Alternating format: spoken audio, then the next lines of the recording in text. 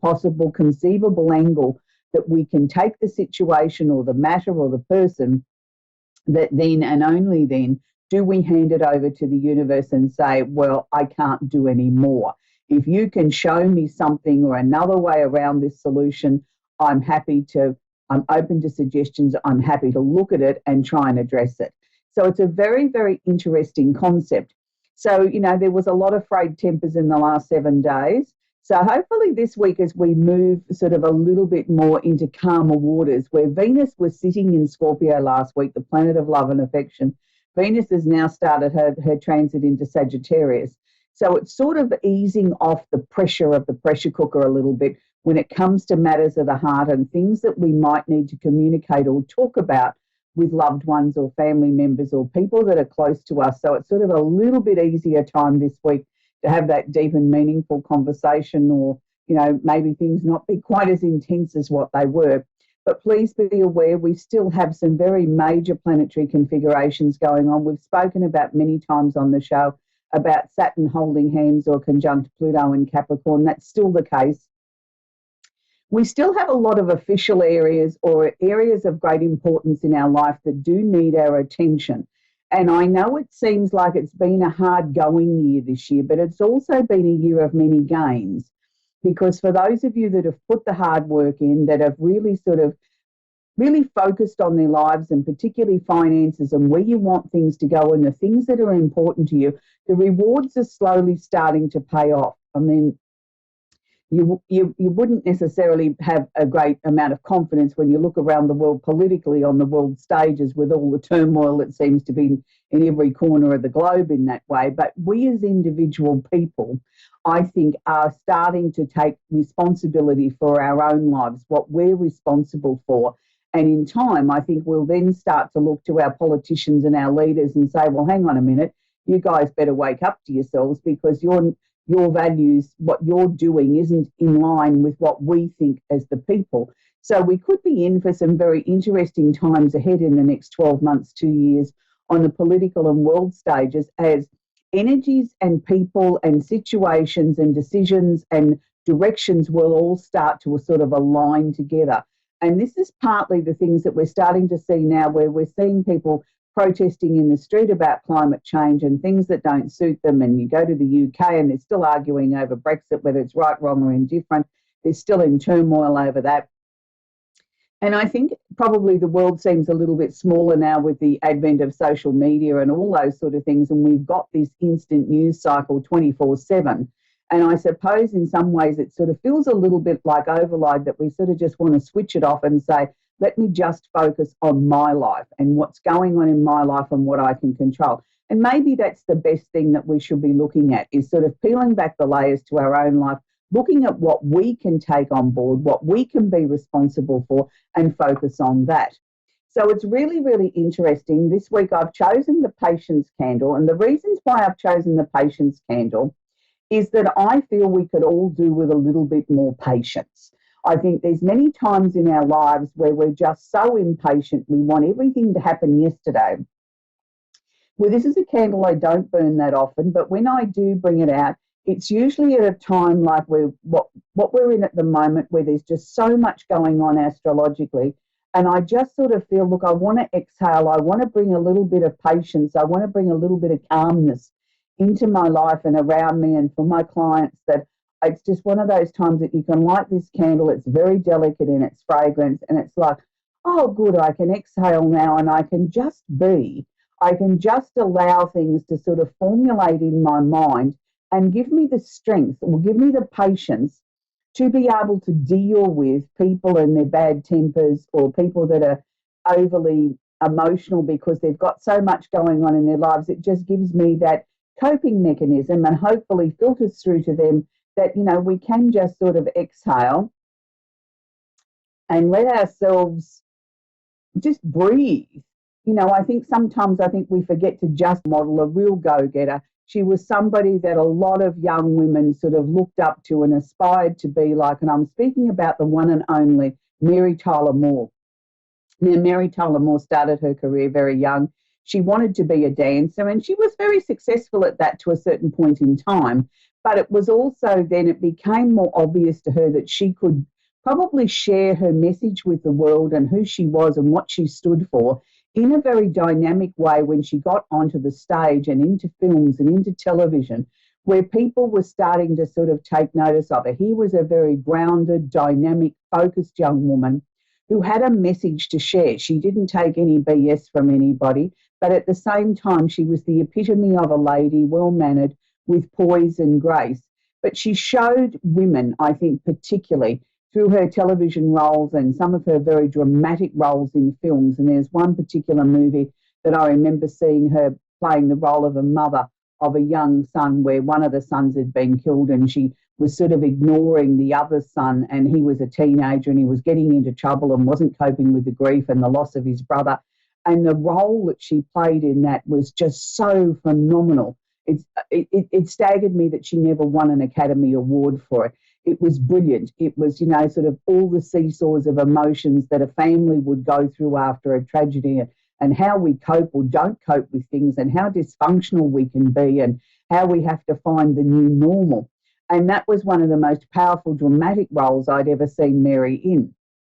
I mean, for most of us, we will always remember her in the Dick Van Dyke Show, but more importantly, I think in her own show that she went on to have for many, many years called the Mary Tyler Moore Show, which is where I believe Mary really came into her own. She was showing women that we could have a voice, that we could be 20, 30 something, be single, be in a male-dominated career as television was, be a producer, you know, still be single, go dating, have an apartment, have a life, have good friends with Rhoda downstairs and get into all sorts of mischief, and still sort of trying to balance this being single and being independent and in a man's world, but wanting to show the world that she wanted more than just a casual relationship. She wasn't prepared to just settle for something casual. She wanted marriage, which eluded her all the way through the series, but she grew. And I think we all grew with her, knowing that if you put your mind to something and you don't let go of what is important to you morally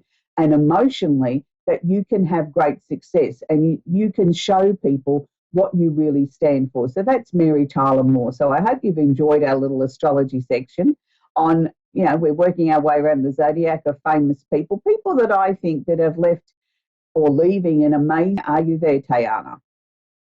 Hi, yes, I am. How can I help you tonight, sweetie? Do you have a question I can work with? Well, I was wondering if you will be able to connect with a loved one or two that has passed. Sweetie, in the short space of time that we've got, I can't necessarily guarantee I can connect with who you want to speak to. I prefer to work with a direct question. So if you've got a question for me, if they want to. Yes. What do my near future hold? Is it going to get better or is it going to get worse? Your future or your marriage or both?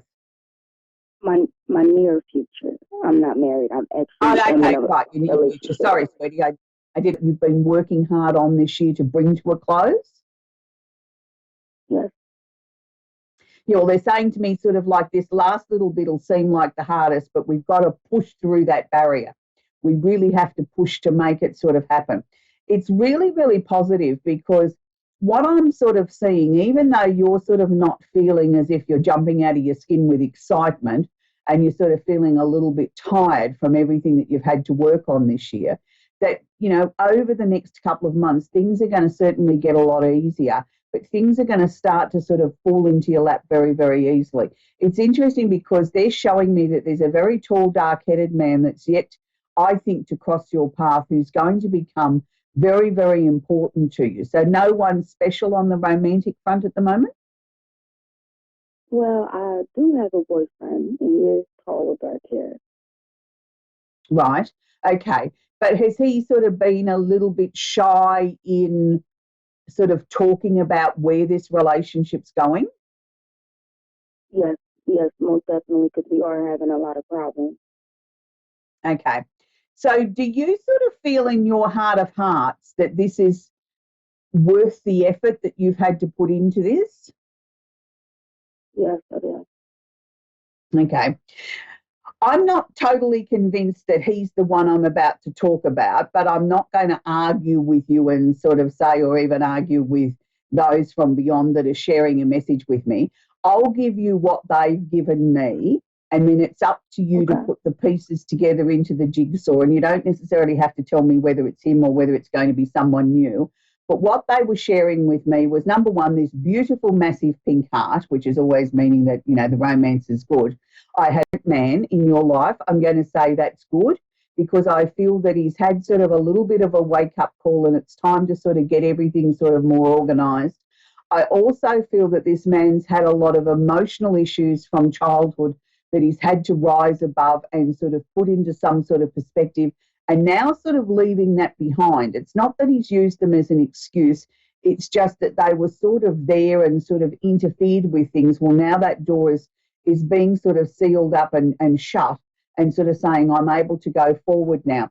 Also, have you just moved residence? Have you just had a move?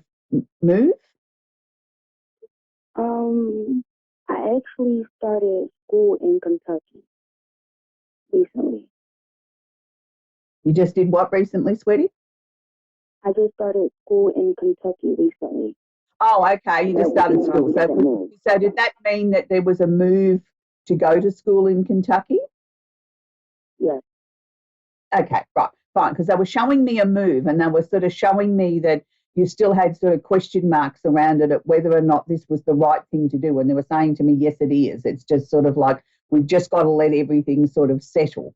I just sort of feel 2020 is going to be a much brighter, positive year than 2019 was for you, where 2019 was where you had to sort a lot of things out. You had to work out who you were, where you were going, what was important to you. And it's now sort of like we can see a long way ahead now. Things are going to start to become a lot stronger. There is definitely two people in spirit that are around you, but they didn't sort of really weigh in any way to add anything other than to what I've given you. And they're sort of both just sort of got this lovely smile on their faces if they've got everything in hand for you, sweetheart.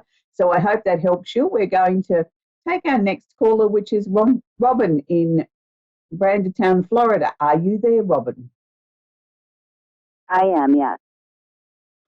Do you have a question I can work with tonight, Hello? Robin? Hello, Robin. I was just, yes, can you hear me? I can, sweetie, yes. Hello? Yes, Okay, I can hi. hear you, I Robin. was just wondering, okay, I was just wondering if you could tell me anything about future plans for myself. Okay, so when you say future plans, is there any particular area that you want me to zone in on? Because future plans is a very wide sort of I know, cross section of your life. yes. Like financial, career. Okay, all right, we can look at that. All right, first thing that they're sharing with me is that they want to give you a big tick.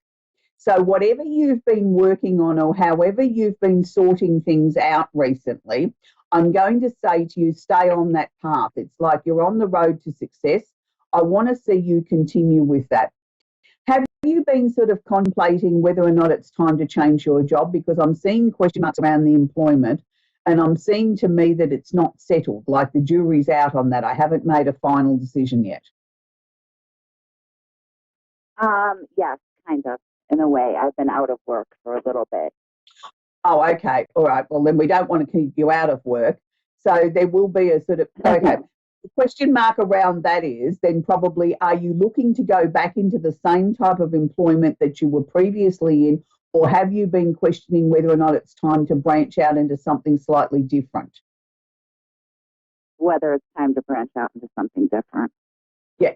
Well, that's where I think it's the most strongest. I'd like to see you sort of, you know, like if you've always been a nurse, it's no point in saying, well, I'm going to go off and work in a retail store, but it could be a different branch of nursing. I'm just using that as an example. So I think it's time to look at your core skill set and then look at what we can add to that or how we can manifest that in a slightly different way to give you something that's a little bit more exciting and interesting as far as the job. I'm seeing a job fairly quickly, sweetie, within the next couple of weeks, but I'm going to say to you it's only going to start out as a temporary or a casual position. I don't want you to turn it down on the strength of that and think, oh, well, it's only 2 weeks work. That's not much help to me. I really need a proper job because I feel it's going to lead into an offer of something very permanent. So I want you to sort of take it if it feels right. I do think it's something that you had applied for a job with this company recently and never heard anything, and sort of crossed that off the list, that they didn't even have the manners to say that your application wasn't successful. I know that they should have done that, but I feel that the actual original position that you applied for didn't end up being filled anyway. It was sort of like they changed their mind in the end and reorganised or rejigged the position to be sort of something different. And I think then they tried to sort of maybe sort of disperse it between a number of other people that worked there to sort of, even remove the position altogether. Well, now they've come back to the conclusion that they do need somebody there, but they're sort of looking at whether or not they only need them, for a couple of weeks to sort of sort this out, or whether it's going to lead into a full-time position. So I actually feel that you'll be the first person on their list that they'll phone and offer you a couple of weeks' work if you're interested. And provided it feels right to you, I think take it with and grab it with both hands and go for it, because I feel it will lead into a proper permanent role for you. And it's sort of like you've got 2 weeks' work, and then they offer you another 2 weeks' work, and it goes on like that for a little while until we get into the new year. And then sort of, I think between the last 2 or 3 weeks of January, first week of February, I think then that's when they're going to offer you a more permanent role, which is good. So has there also been some changes to where you're living too, Robin? Have you been sort of clearing out the closets or something in your time off, getting yourself organised? I have been. Yes, I have been. Yeah, but that's I've been good, doing though. a lot of. Yes, go ahead. They're doing a lot of clearing. Yeah, I was just going to say, you've been doing a lot of clearing and sort of thinking and letting things come in and out of your mind, and sort of what you don't need, you've tossed, and what you've needed to look at, you've looked at. That's good, because this is all part of the changes that are going on around you, Robin, that you've been given this time to be able to sort of sort everything out in your life, not just clearing the closets out, but sort of looking at a lot of old emotional stuff as well. And that's sort of all sort of disappearing. From about March next year, I think there's going to be sort of almost like a completely brand new direction, a new path that you'll be treading on. Like you'll already have the new job. You've done all your clearing. I don't see any reason to move, but it's like a real shift in who you are and what you want out of your life. And it's like all of a sudden, it's like you know exactly where you're going, what you want, who you want to take with you and who you don't want to take with you. So don't be surprised if over the next few months, some of your friendships, you'll sort of think, gee, I don't know that I have anything in common with that person anymore. I don't know that I'll necessarily pursue that or encourage that friendship. Do you know what I mean? I won't be rude to them, but if they don't ring me, I won't ring them, sort of thing. And it's sort of like getting you ready for this whole new phase in your life, which I think is going to be very exciting, Robin, where you're moving into a much stronger direction. It's like you're listening to your intuition, but your intuition's just become automatic. It's like I don't have to stop and think about how I feel or how I want something to be. I just know. And that's a good thing. It took you a long time to get there. And I think it also took you a long time to say no too, Robin, that you don't have to be everything to everybody. Correct. Yeah. And that's good. That's really good. Yeah. Yes. Do you see anything health-wise? Health's one of those tricky areas, Robin, by, country laws and things like that. We're not really able to discuss it. But what I can tell you is, energetic-wise, I think your energy is starting to become a lot stronger, a lot clearer. You're really listening to your body. You've gone away from sort of trying to follow the sheep and do what everybody else is doing to just listening to what Robin needs. Like if you're tired, you sit down. If you feel like you want to go for a walk, you go for a walk. You're sort of not so obsessed with what's trendy you need to put in your body. It's what you know that your body needs. You're listening to yourself. And I think that's a good thing, because I sort of see your health just getting better and better and better, and you feeling so much more energized, which is wonderful. So that's where we've got to leave it, Robin. We're coming to the end of the show. So I hope everybody has an absolutely fantastic week, and please don't forget to keep California and Los Angeles in our prayers with those fires, and let's pray for rain, that it rains and they can sort of start to the big process of cleaning up. And next week, of course, we'll have our Simply Tarot card of the week, the candle of the week, and we'll have our little glimpse and trip around the universe. So until next week, be kind to each other. Make sure that you have your listening ears on during this Mercury retrograde. 24th of the month is when Mercury goes direct again. But so until then, bye for now.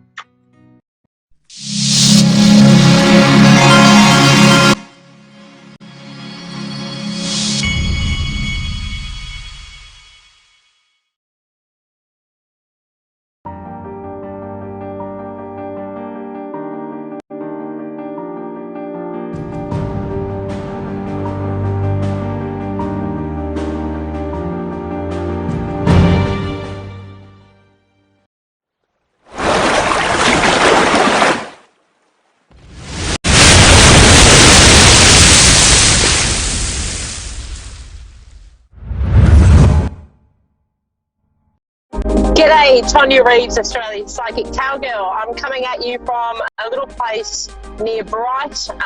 We've got the reception here's a little bit remains to be seen, so we'll see how we go with readings. If I can't get your information clearly, I will connect in with your name and just give you the information that I get. And yeah, if I don't get a response, I'll know why. So anyway. We are up here today. There's a big rod run this weekend in Bright. So we've got heaps of classic cars.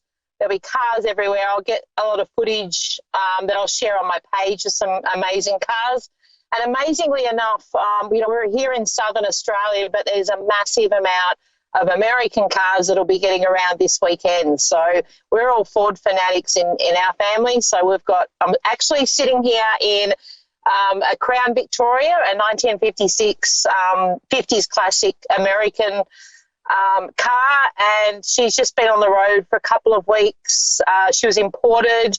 I'm pretty sure it's a Californian car, but I might be wrong there. But yeah, I think I'm pretty sure it was California. So yeah, we're pretty rapt to be able to have these amazing cars over here. And as Aussies, we love the American classic cars, and yeah, we don't have any problems driving on with the steering wheel on the other side of the fence. For us, it's quite interesting. It's a little bit different to what we used to, but yeah, it's a bit of fun. And I often sit there and I'm sitting like I am now on the passenger side, and sometimes I've got to put my foot down, if my partner's driving, and I'm like, oh, I'm going to brake, because you just mentally in that side of the car that you're so used to driving with. So yeah, that's a bit of fun.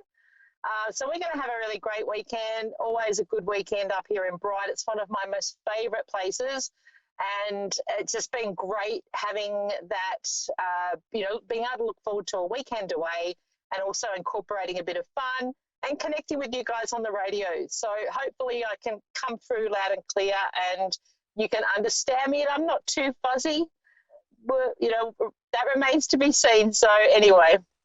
It's really miserable weather here. We've actually had a real turn of cold weather, but we have had rain, so we need the rain, so we're not complaining. We're just going, you know what, let's put the jackets on and get on with it. So, yeah, so hopefully in some of the really, really dry parts of Australia where the farmers are, they can get some rain as well. That would be so nice to see and, give them a bit of a boost as well. So this week, oh my God, is everyone still reeling from snapping it into November? Because I sure am. It was interesting. I kept getting shown unicorns for some reason. They're so left of field for me. Or, they're around and I'm aware of them, but not something that's really common for me to connect in with. And then it was funny. I was chatting to a fellow medium, Jacinta, who her and I run some workshops, and I was saying to her, I keep getting unicorns, and we're like laughing and going, oh, that's fun. And then, then she shared something from a lovely lady called Diana, I can't think of her surname, and she does all the angel work. Oh, I've just had a mental blank on her surname. She's well known anyway, but yeah, she was actually had a whole write-up Jacinta shared with me about unicorns and what they represent. And, she also had on her blog information about November being a time to clear out what's no longer serving us, a time to let go of stuff we don't need anymore, and also time to get the manifesting happening. So it's a big month for let go of what you don't want to make room for what you do want, and be really clear about what it is you want, because there's going to be, it feels energetically like we can really bring things to us quite quickly. But in saying that, I've had a few people contact me with trying to bring things, into their, I suppose, into their universe, and we're feeling a bit frantic with it, so we have to let it go. So if you're really willing something and taking all your time obsessing about it, let it go. Put it out to the universe and say, yep, that's what I expect and that's what I want, but I'm going to let it go and I'm going to allow you to deliver it as it needs to be delivered. So don't forget that. We need to let it go. The more desperate energy we put to something, the more we push it away from us. So it's good to be aware of that. Okay, I'm going to go on to my first caller, Denise in the Bronx, New York. Denise, how are you? I'm fine, and you? Good. Can Hello? you hear me all right? Yeah. Yeah, I was cool. sleeping. I was sleeping. I was getting ready to go to work. All right, so we're going to do a snapping reading for you prior to you heading off to work. Is that the idea? Yeah.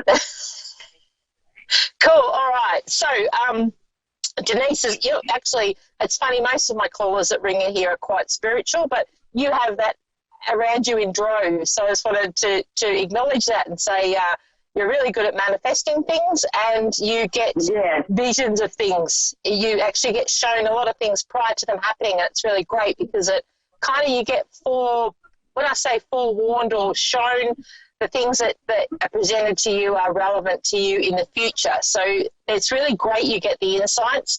Make sure you stop and take note of them. There's something around at the moment where you've come to a fork in the road and there's decisions that need to be made.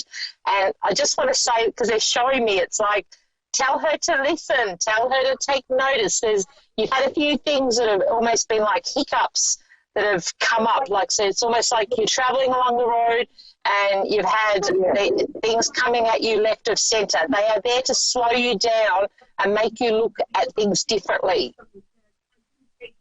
Okay. All right. Because there's something about you have to slow down to speed up. And it's like, as frustrating as that is, because I feel like I want to say Denise is not patient like the rest of us. We want it yesterday. Right. Yeah, you're right. We don't want to wait, but what they're showing me is that we just need to take a deep breath and almost like consolidate, because what you're feeling is coming to you, but it's going to be in a different way. So it's almost like you might be thinking, I need to do this, that, and something else, and it's going to happen, but it's like they're showing me just take a deep breath and trust, because you're going to be shown and it will be presented to you slightly different to what you're thinking. So that's why you're being held up. Okay. All right. All right? All right. Yeah. That's good. Okay. And there's also an offer around work for you. So there's something around an offer for work. So be open to that. And I want you to say yes to that. Yes. Yep. Okay? Yeah. So don't be scared. Don't be scared. And there's also quickly, I know you've got to go, so I won't keep you, but there's also a baby or a child coming around. So I don't know whether you already know about this, but I feel like we're having there's a little girl around somewhere that fits for you. Okay. A little girl. Yeah.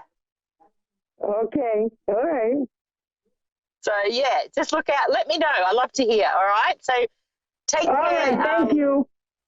Have a great day at work, and I will talk to you later. Thank you. Okay. Thank you. Bye-bye. Bye. All right, I'm going on to my second caller, Gidget in Washington, Michigan. Gidget, how are you? Good, how are you? I hope you really good, thanks. Oh, you've got a really sweet voice. Okay, connecting with you straight up, Gidget, there's been some kind of, I feel like we've been through this year for you, there was something that's happened that's pulled things apart. So it's like you were travelling along quite well, and then there's been a bit of a shake-up with your situation. I feel like I'm going to home life. What's the big change? My brother passed away. Okay, yeah. And it was a bit of a shock, yeah? Yeah, well, he was sick, but yeah. Yep. Yeah. So, and of course, being a family member, it's really hard when you know they've been around and then suddenly aren't. You and him had a really close connection too, I feel like, and I want to say there's a cheekiness around him where he is letting you know that he's still around. So it's like I want to say he's showing you the signs. I'm not sure what they could do, though. That I'm struggling. Yeah, okay. Can I ask, because I feel like I want to say he's got a bit of a cheeky grin. So did he, like there's something around a sense of humour in amongst him? I'm sorry, what was that? There's something around a sense of humour. Did he have a bit of I want to say like a wicked sense of humour?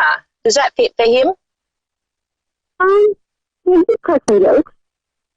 Yeah. So it's like that's how he's coming into you, because he doesn't want to see you sad. And I feel like that was him in life, is he was always the one to say, come on, you've got this. He was like your cheerleader, I want to say. And it's like he's showing me that is the case also in spirit.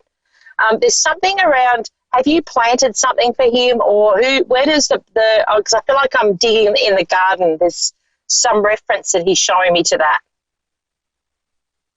There's no garden yet, but my parents planted, he received a gifted bench in his honor that we're going to be planting and garden around. Yeah, cool. Because it's like he's just acknowledging, and often when they do that, he's just letting you know, I'm aware of that. I can see that that's happening, and you know that's his, I suppose, part of his evidence to say he's around and he's all seeing with what's happening. He's also referencing, do you have a son, or where does the boy fit in? He has a grandson. Okay, there's a boy that is really struggling since he's passed, and it's just like he wants to he wants to give him a hug, and it's like I feel like he connects with him as much as the child might not fully get that. It's like acknowledging, he's putting his arm around him, and he's aware of his struggle, but it's like he's there stepping in for him, and he wants you to know that.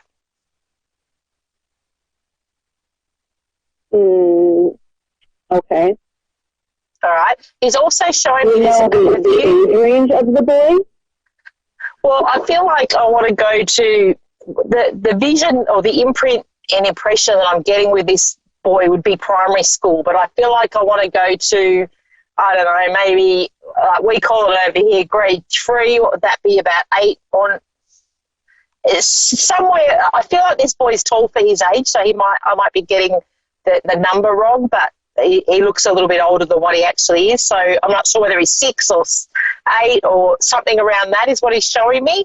And it's like he's putting his arm around his shoulder. So there's a reference to whether he used to do that, they'd walk along together, he's got his arm around his shoulder and kind of holding him up. And it's like he's showing me that as a memory and a connection still to him. So this might even be what he's showing me. Sometimes they can show me the child younger, like he might be a bit older now than what he's showing me, but this is his memory. He could be showing a memory? Yes, yep, definitely. Okay. All right. That could be his phone then. Yeah, because it's like it's important. I feel like there's, of course, with him passing, there's always a struggle, but he wanted me to reference this boy that he had a close connection with that is really struggling, but he wants to get that message through that I'm around, that he's letting him know. And there's some reference to a car. I feel like I'm in a car that's connected to your brother, that is connected to the son as well, because I'm getting shown like my car here. So there's something around cars. He had a truck that he loved. Yep. And has his son got that now? No, his daughter does. Okay. All right. Well, there's some reference to that. So it's almost like if they're feeling like that they can't connect to him, go and sit in the car. So go and sit in the truck. It's like, it's that, that feeling of him still being around. And sometimes when we go back to that the essence of who he was and bringing through back, the impressions of him, I should say. He also wants to say to you, it's time for you to step up. So he's showing me, unfortunately, he can't be here in the physical world to see this happen, but there's something for you where you're going to step into your personal power, and he's making me aware that he will be part of this. Okay. All right, so it's like, it's almost like the way he's got a cheeky smile, it's like, push her, tell her I'm pushing her. So I feel like this is something that you really want to do, but you're holding yourself back, and it's a little bit like I'm not feeling confident about it, but he's showing me, tell her don't worry, I'm up here in spirit, I will be there. I will be there supporting her. Okay.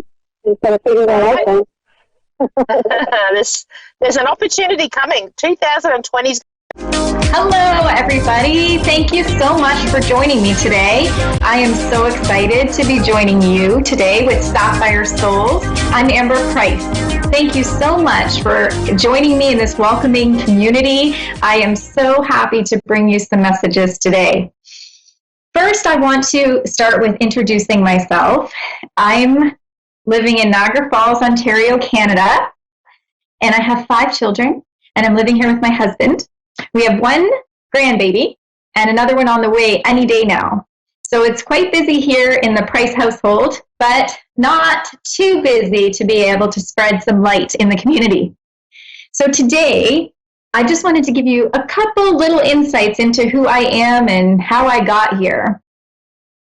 So I started doing this work professionally a few years ago, and it kind of came about in a very interesting way because I didn't actually plan on being a psychic medium for my life. If you can imagine, most of us don't, right? It kind of something you're stumbled upon, and the universe is kind of giving you that direction and guidance to be able to come and join this work. So originally, I had done a lot of work in the healthcare industry in administration. And so I ended up continuing that work and really finding more and more that I went on that I just needed to do this. So my earliest memory was when I was about 4 years old, around kindergarten time. And that's when I really started recognizing that I didn't actually believe that I was alone. I knew it was an imaginary friend, but I did know that the energy that was around me, I felt like I wasn't alone, and that, I really felt comforted by it. It never did scare me. And then fast forward to about 12 years old, and luckily some pioneers in the industry were already on television and sharing some information educationally about this type of work. And I was able to, through that, really understand who I was and what I was doing. And so from there, at 12, you can imagine I didn't understand very much about it, but I did know I wasn't alone and that other people did feel the same way and experience the same things that I did. And as you know, because if you're watching, that means that you're also a spiritual soul. And so to some extent, you also probably feel like you could be isolated, or that somebody doesn't really understand how you feel, or some of the things that you're experiencing. So when you do have somebody like that come along and really shed some light, it really is comforting. So I ignored it, of course, at 12 years old. I just went and continued and played and, lived my life. And then getting to 17 years old is when I really started to feel my first experience. Now, it was around the first time that I knew that I was communicating with someone who had departed. And so that's when I really started to harness in and listen to that energy. But of course, at 17, this isn't something that I thought I would be doing for the rest of my life. It was something that I just thought I was. And so when I'm connecting and getting messages, I just felt, again, very peaceful, very validated, very heartwarmed by it, because it was never scary. And so then about 26 years old, I was pregnant with my 4th child. And we, of course, didn't know if it was going to be a boy or girl, but I had this impression of a little girl, and she came to me and kind of gave me some information about that she was a girl, that she would be coming and joining us into this earth realm, and that she would be coming on a certain month and a certain day. And of course, I thought, okay, well, we'll see what happens. And of course, true to her message, she came on the exact day that she had given me the information. So from there, it really kind of started to get more involved and more heavy as we kind of went on. And being a parent, I really used my intuition to help guide and help deliver messages and guidance to my children. So as I mentioned, we do have 5. And so now we get to share that information with all the little new grandbabies that are coming for us. And so when I decided that I was going to work in this industry and really just live my authentic purpose, which I really believe each of you should be doing. It is a very scary and difficult step. I understand. I've been there, done that, had to make the same choice. But at the end of the day, it's feeling like a relief. Like, yes, you are doing what you're supposed to be doing. You are living your authentic purpose. And that in itself is so rewarding. So I was about 26 when I made that decision to really start listening. But I really wasn't until my 30s in which I decided that I was going to be doing this for professional work. And I'm a claircognizant, so I get a lot of information that just kind of comes into my head, like my own thoughts and my own memories of things. And so, of course, that is the most challenging is that your own thought? Did I know that before and now I'm just remembering it now? And so really the thoughts that come in and the messages that are interpreted and received are really quick, fast, and furious. And so it's a lot to absorb when you're first learning. And as an empath, which is my second strongest quality, you feel the way that other people feel. And so this was my biggest struggle. So any of you out there that have been looking to understand themselves more, or maybe struggling with feeling,